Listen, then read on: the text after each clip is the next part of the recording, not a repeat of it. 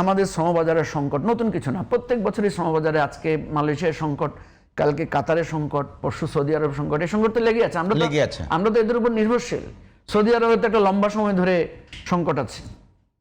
এখন ইরান যুদ্ধের কারণে আরব রাষ্ট্রগুলোতে যদি সমস্যা হয়, সেখানে লোকদের বেতন টেতন পাবে না, অনেকে চাকরিও চলে যাবে। এই সংকট আমাদের হয় সবসময়। তেলের সংকট নতুন কিছু না, তেল তো এমনি আমাদের 95% জ্বালানি আমাদেরকে আমদানি করতে হয়। আমার কাছে যদি বৈদেশিক মুদ্রা না থাকে, আমার যদি রিজার্ভ সংকট থাকে, আমি তো তেল কিনতেও পারবো না, থাকলেই বা কী লাভ হবে? প্রশ্ন হচ্ছে এই সংকটগুলো সমাধানের জন্য রাষ্ট্রের যে কাঠামো আছে, এই কাঠামো সচল। কোনো রাজনৈতিক সরকার না থাকলেও, ধরেন গত 15 বছর তো কোনো 15 মাস বা 16 মাসে তো কোনো 18 মাসে কোনো রাজনৈতিক সরকার ছিল না, কিন্তু তারপর কি মন্ত্রণালয়গুলো ছিল না? তার মানে কি সচিবরা কাজ করেছে না? তারা তো কোনো না কোনো কাজ করেছে। আপনার কোথাও আগুন লাগলে দমকল কাজ করবে না? কোথাও রায়ট হলে পুলিশ সেখানে মুভ করবে না? করবে তো, কারণ রাষ্ট্রের কাঠামো তো সেভাবে আছে।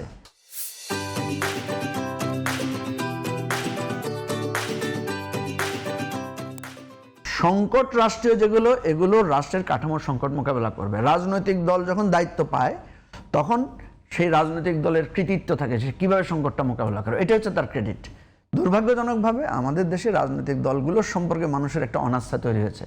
তারা মনে করে রাজনৈতিক দল আসলে মানে তার দলীয়করণ করবে, তার দলের লোকদেরকে বিভিন্ন জায়গায় বসাবে, তারা বিরোধী দলকে দমন করবে, তারা দুর্নীতি করে সরকারি দলের লোকরা ব্যাপক চাঁদাবাজি করবে। এগুলো হচ্ছে পারসেপশন, এবং সে পরবর্তী নির্বাচনটা নিজের মতো করে করবে। একটা কেয়ারটেকার সরকার বা নিরপেক্ষ সরকারের হাতে সে দিবে না। আমাদের প্রচলিত রাজনীতির মধ্যে ইতিহাসে সবচেয়ে বড় সংস্কার তো হচ্ছে আমরা তত্ত্বাবধায়ক সরকারটা, তাই না? পৃথিবীর কোথাও তো এটা সেভাবে নাই যেটা আমাদের এখানে শুরু হয়েছে। এখন দেখেন, এবারের অভ্যুত্থানের মূল ফোকাসটা ছিল সংকটে, রাষ্ট্র ব্যবস্থার সংস্কারের জন্য। আই ডিসএগ্রি, আপনি বলেন, আমি উত্তর দেব। রাষ্ট্র ব্যবস্থা, হ্যাঁ আপনি উত্তর দিবেন। সংকট মূল এটা ছিল রাষ্ট্র ব্যবস্থার সংস্কারের জন্য। কেন ছিল? আপনি দেখবেন এই যে একটা সংস্কার কমিশন করা হয়েছে 8 মাস ধরে, এত কাগজ, সব পার্টি পার্টিসিপেট করেছে না? বিএনপি যে তার মানে 31 দফা দিয়েছে, এটা কি প্রস্তাব বলেন তো? সংস্কার প্রস্তাব। তাহলে বিএনপি তো সবার আগে সংস্কার প্রস্তাব দিয়েছে।